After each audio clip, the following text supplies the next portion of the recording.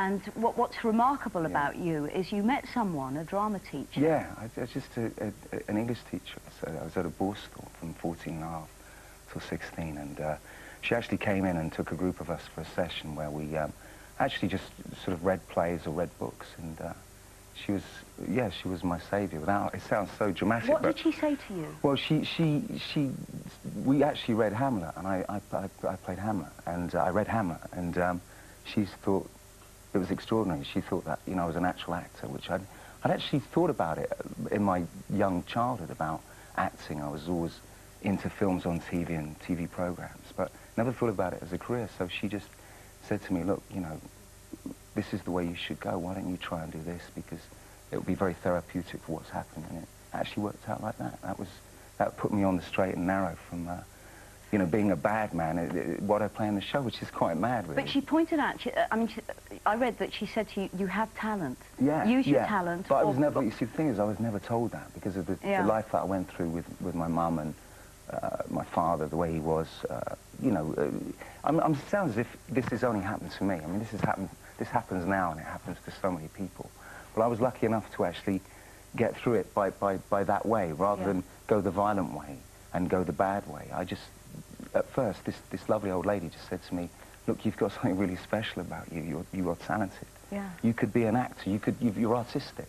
And I'd never been told that I was any good at anything, because I was always put down all the time. But it strikes me that your life experiences are what makes you remarkable today as an actor, and you can use all that. Absolutely. I mean, you know, you don't think about that at the time without a great method thing, but I always think that I use everything that is a part of my life, everything that bad thing that's happened to me, and not all bad things. I mean, good things have happened to me as well as a child. There are good moments. Yeah. But of course, the bad ones became too much as I grew older. I mean, it was only a couple of years ago when I had a well, it builds up, doesn't it? Absolutely. And you just and I explode. had to accept what my family had happened to me through them, and I got very, very ill. And lucky enough, someone helped me and committed me into a you know, this is not telling tales. I mean, it's been written.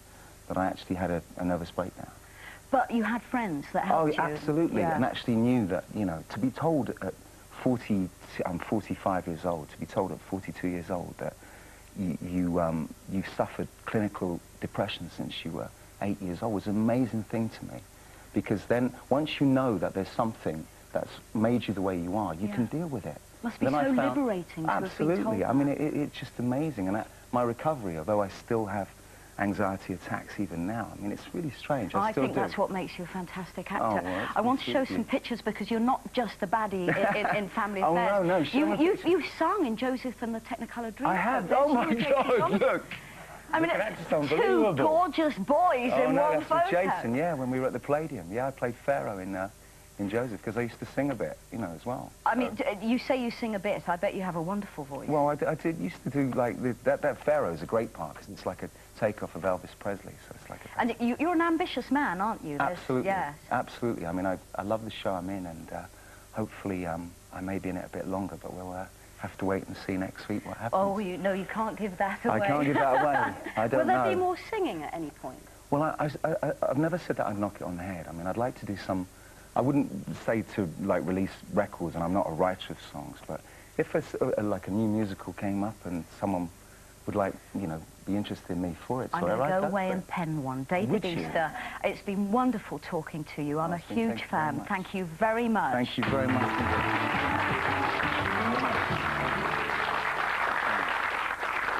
After the break, travel expert John... Oh, that's right, you got a little functions meeting with Nikki, yeah? Yeah. And then it's on to Birmingham, right? Right. See, I thought maybe you were going to go and see Tom. What? Because that's just the sort of thing you do, isn't it, Claire? Help out a kidnapper. Oh, get lost, Pete. If I find out you knew anything and you didn't tell me... Oh, for God's sake, Pete, I couldn't give two hoots about your precious girlfriend's kid. No, but you do about him. Where are they? I don't know. Poor Claire. She doesn't realise she's being used. He doesn't care about you. He just wants to get his hands on Harriet. I can't believe you haven't sussed it out by now. Once he gets what he wants, he's going to drop you like a stone. You know it, and I know it. Beginning to think you weren't coming. Everything all right? Everyone is sniffing around.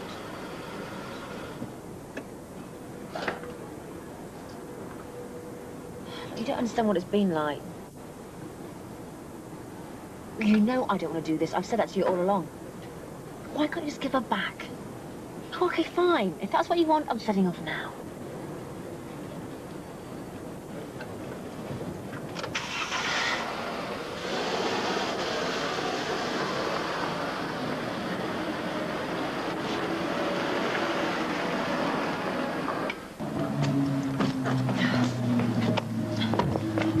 Thank God you're back. Well, I've got everything. I'm going to be late. No, you've got plenty of time.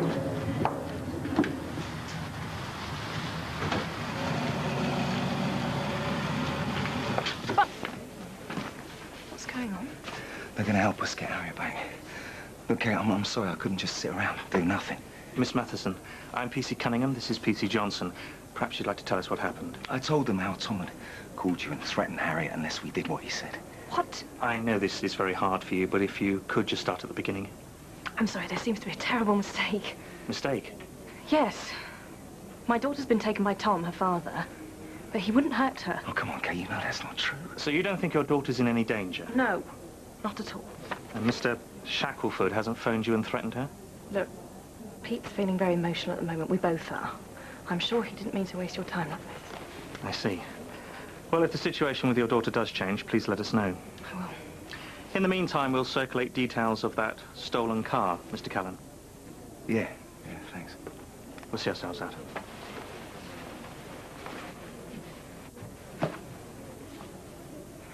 What do you hope to achieve?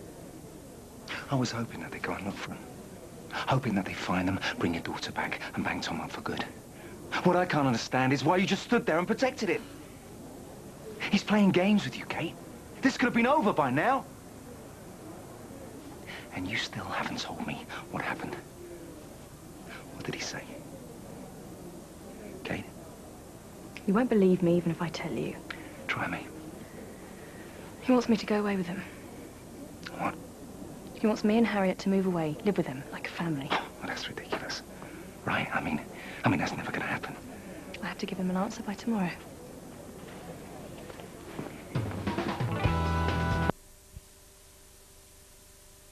Now on 5, it's looking like the third woman in a row is about to walk out on Charnham's hard man. You know, it's 3 strikes and you're out, Pete Callan. You're actually considering his offer, aren't you? I'm trying to do what's best for Harriet. I mean, is this some sort of sick joke? You should have told him where to get off, Kate. Told him he had no right to ask you to walk out on everything. I'm sorry, I'm just so confused. Exactly. I mean, that's what he wants. He's playing you for a fool, and you're falling for it. Please, Pete, try and understand. I mean, all I can think about is Harriet. She's all that matters at the moment. And if you can't accept that, then tough. Because that's the way it is.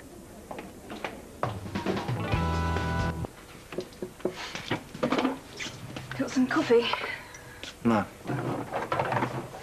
You didn't need to sleep on the couch. You've run out of milk. I'll get some later. No, don't bother, I can get it. You got enough to worry about, haven't you?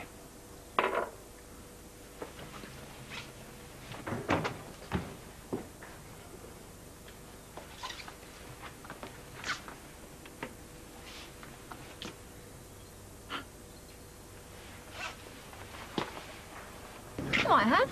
Then again, I might not have. You think you're so clever, don't you, Cliff? Well, I wouldn't be so smug if I were you. And why is that, then? You really don't know, do you? I guess I can't blame him. Why should anyone give a damn about you? I haven't got time for this. Oh, I think you do. Last night, your precious Tom begged Kate to run off into the sunset. Oh, you didn't, you? You're lying, he wouldn't do that. I'm afraid he has. He's asked her and Harriet to play happy families with him. So where do you think that leaves you, Claire? Exactly. How did you find us? Well, don't you worry about that. You see, if I were you, I'd cut my losses and run while I still had the chance. I'm not going anywhere. Because if I can find you, how long do you think it'll be before the old builder? What's the sentence for kidnapping these days?